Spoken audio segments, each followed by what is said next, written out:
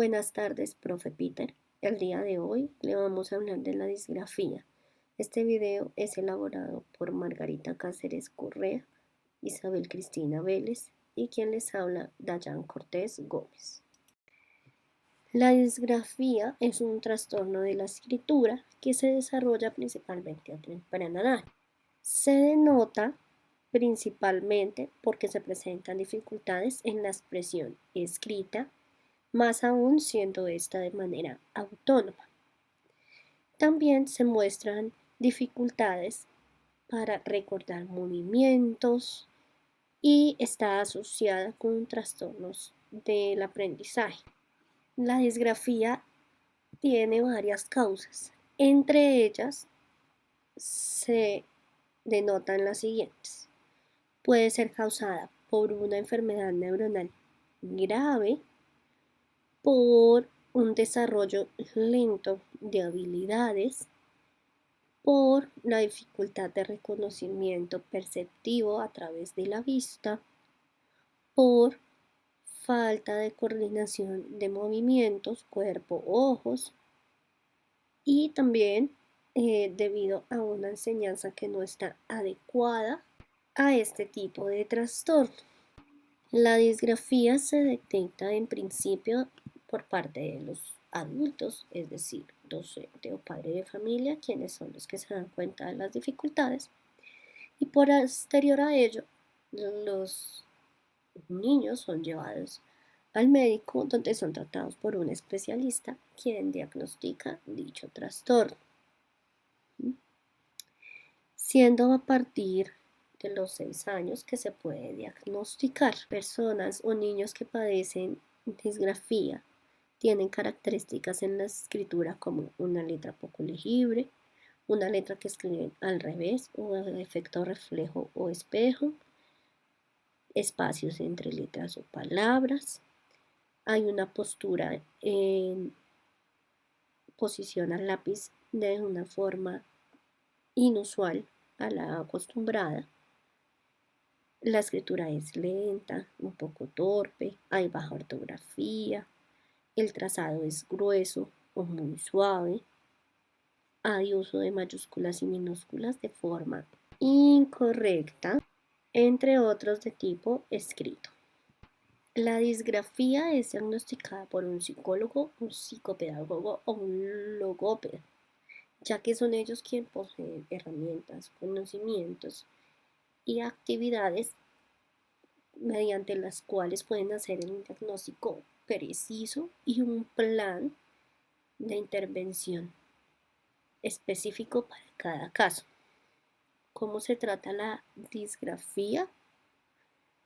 Es un proceso un poco largo de tratar y para ello se trabajan diferentes áreas de manera lúdica. Entre ellas se trabaja la psicomotricidad global y fina, donde se trabajan posturas y posiciones adecuadas para sentarse, para tomar el lápiz, para desarrollar diferentes actividades. La percepción, en donde se trabaja la orientación, ritmo, tiempo, la atención y la reproducción de modelos visuales. La visomotricidad, donde se mejora la coordinación de movimientos relacionando ojo-cuerpo. Actividades como perforado con punzón, recorte, rasgado, modelado, entre otras. La grafomotricidad, para corregir movimientos vinculados con la escritura o ligados con la escritura. Allí se hace énfasis en movimientos rectilíneos, ondulados, curvilíneos y grafoescritura, en donde se trabaja en la mejoría de la ejecución de las letras del alfabeto a través de la caligrafía. Los niños o personas con disgrafía tienden a presentar los siguientes errores que son considerados como síntomas de este trastorno. El primero es la rotación, que es la confusión de letras de forma similar, confusión, por ejemplo, de B con D. Las inversiones como segunda, que es donde se modifican las sílabas o la secuencia de sílabas correctamente. La tercera es la confusión o es cambio de una letra por otra, sea al escribir o sea al hablar, ya que sobre todo al hablar es un poco difícil de pronunciar para una persona con este trastorno. La cuarta es la omisión, donde se omite, se suprime o se quita una o varias letras de la palabra al ser esta difícil de escribir o de pronunciar. La quinta es el agregado, que es donde se añaden o repiten letras o sílabas.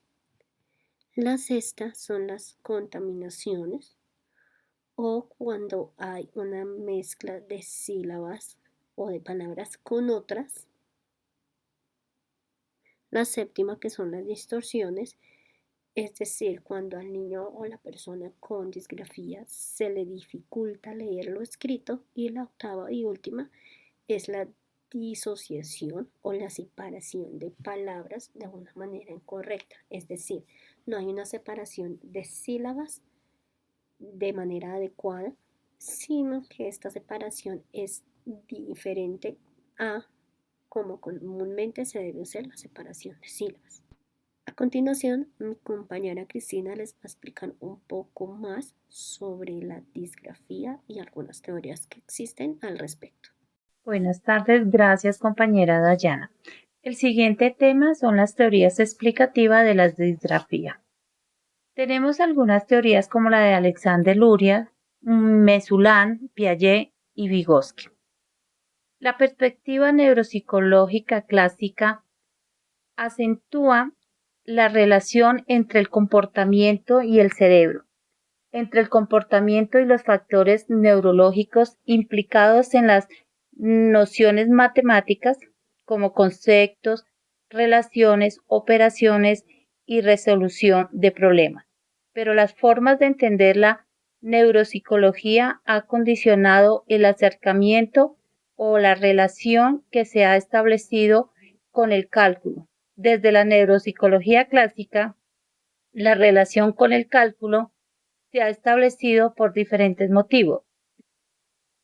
Para conocer la patología asociada al daño cerebral o a los hemisferios cerebrales y para conocer el daño cerebral y la integridad funcional de los distintos componentes cerebrales que las dificultades de aprendizaje en general y del cálculo en particular, mediante el uso del test estandarizado. El enfoque localizacionista estricto analiza el procesamiento mental en el cerebro en términos de componentes independientes. El daño cerebral es interpretado como la pérdida de un componente específico o de la desconexión de la interacción entre componentes separados. Los estudios de grupos de pacientes con lesiones cerebrales comunes han conducido a la descripción de patrones de afectación que generalmente aparecen asociados y que son conocidos como síndromes. Considera que en el cerebro se localiza de forma precisa las diversas funciones mentales, existiendo una correspondencia entre una función mental y su localización.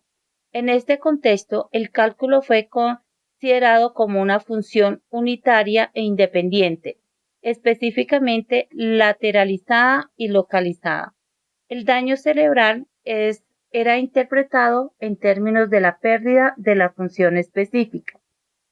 La localización tradicional asociativa, desde la consideración del cálculo como la función unitaria, se materializó la idea de que era posible relacionarlos con unos grupos de células determinadas situadas en el córtex, localizar la función, describir su naturaleza y explicar los mecanismos causantes.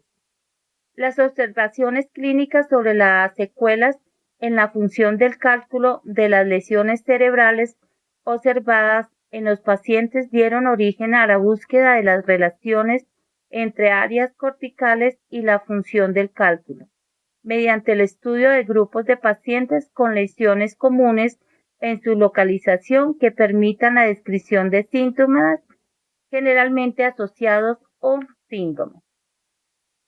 La localización sistemática dinámica de funciones psicológicas superiores frente a la localización estricto, Luria consideró que los procesos mentales tales como el lenguaje, el pensamiento, la lectura, escritura y cálculo no pueden ser considerados como facultades aisladas a las que se le puede suponer una función directa de determinados grupos de células o estar localizadas en áreas particulares, sino que en la medida en que son formas de actividad humana consciente, se deben ser consideradas como sistemas funcionales complejos.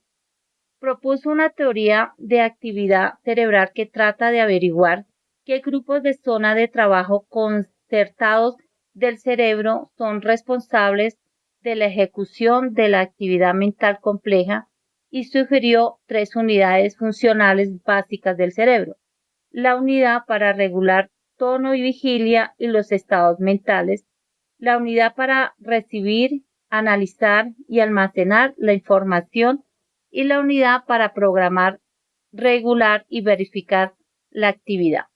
Cada una de ellas tiene una estructura jerárquica que consta de tres zonas corticales: primaria, secundaria y terciaria. Las tres unidades trabajan concertadamente para desempeñar procesos mentales como la manipulación de símbolos matemáticos u operaciones aritméticas. Desde el enfoque de Reck, desde una hipótesis modular, Mesulam articuló una perspectiva más detallada para el análisis de la localización de las funciones cognitivas, basado en estudios neurotómicos, neuropsicológicos y clínicos patológicos de atención dirigida y negligencia unilateral. Mesulam propuso un enfoque de Reck para comprender la relación entre regiones corticales y subcorticales y cómo trabajan recíprocamente para controlar las funciones cognitivas. El enfoque de Reck considera que el cerebro no es un mosaico de estructuras y yuxtapuestas y cada una con su propia función, sino que existen diversas funciones, divididas en subfunciones y representadas por agrupaciones de neuronas dispuestas en series y en paralelo y en regiones cerebrales próximas y alejadas. Dos diferencias básicas con el localizacionismo estricto: cada módulo puede distribuir el procesamiento de distintas funciones, lenguaje y cálculo. Por ejemplo, cada módulo descansa sobre mecanismos y estructuras más fundamentales como la visualización o atención subyacente que aseguran su funcionamiento intacto. Piaget se muestra como una percepción o una mala percepción de las formas y en ocasiones una desorientación especial y temporal y trastornos del ritmo. Los problemas en la escritura de estos niños no por un exceso de rigidez o de impulsividad, falta de habilidad, lentitud o extrema meticulosidad. Cordial saludo, profesor Peter y compañeras. Les habla Margarita Cáceres y hoy voy a estar hablando acerca de los tipos de disgrafía y algunas de las características clínicas de la disgrafía. Bueno, antes de iniciar, quiero retomar el concepto de disgrafía, teniendo en cuenta que es un trastorno de tipo funcional que afecta la calidad de la escritura del niño o de la persona. Disgrafía motriz. Esta es debida a incoordinaciones o alteraciones psicomotrices, las cuales se plasman en aspectos primordiales para la lectura, como movimientos gráficos disasociados, tonicidades alteradas, signos gráficos indiferenciados, manejo incorrecto del lápiz. La disgrafía motriz o caligráfica afecta en la calidad de la escritura, provocando la alteración de los aspectos grafomotores, trastornos en la forma y tamaño de las letras, deficiencia especialmente entre las letras y renglones, inclinaciones defectuosas, ligamentos indebidos entre las letras, trastorno de presión, entre otras. Disgrafía específica. Esta se debe a una errónea percepción de las formas. Los niños pueden presentar rigidez en la escritura, grafismo suelto, impulsividad, inhabilidad o escritura torpe, lentitud y meticulosidad. Disgrafía adquirida. Esta se debe a cuyas dificultades en la escritura se deben a lesiones cerebrales en personas que ya sabían escribir. Disgrafía evolutiva. Es común encontrarla en niños hasta los 7 años o en personas que están aprendiendo a leer y a escribir. Características clínicas de la disgrafía. El conocimiento de la sintomatología específica del trastorno disgráfico evidencia algunas dificultades y errores de la escritura que sobresalen de manera particular, definiendo y caracterizando los escritos de las personas disgráficas y gracias a los cuales se puede reconocer dicha problemática. De una manera general, la persona disgráfica presenta una serie de signos o manifestaciones secundarias de tipo global que acompañan su grafismo defectuoso y a la vez lo determinan. Entre estas características están una postura gráfica incorrecta y un soporte inadecuado del escritor. Deficiencias en prensión y presión, ritmo escrito muy lento o excesivo. Para concluir, se puede decir que la persona disgráfica puede presentar errores primarios en los siguientes aspectos: tamaño de las letras excesivamente grandes por movimientos anómalos del brazo y cogiendo el lápiz muy alto o muy pequeño, o por movimientos exclusivos de los dedos y sosteniendo el lápiz muy abajo. La forma de las letras, que pueden depender del sentido de las unidades rítmicas encargadas de controlar el movimiento gráfico o bien de su tamaño, inclinación o espaciado. En ocasiones, las personas con disgrafía distorsionan o simplifican las letras de tal forma que resultan irreconocibles. La inclinación también puede observarse a nivel de renglón, alineación, como a nivel de la letra. El espaciado de las letras o de las palabras pueden ser desligadas unas de otras o por el contrario, es decir, apiñadas o ilegibles. Los trazos también dependen de gran medida de la presión ejercida sobre el lápiz y de la pinza escritora. También podemos decir que hay un enlace entre las letras que a veces el niño no realiza la unión entre ellas y se forma distorsión entre los enlaces.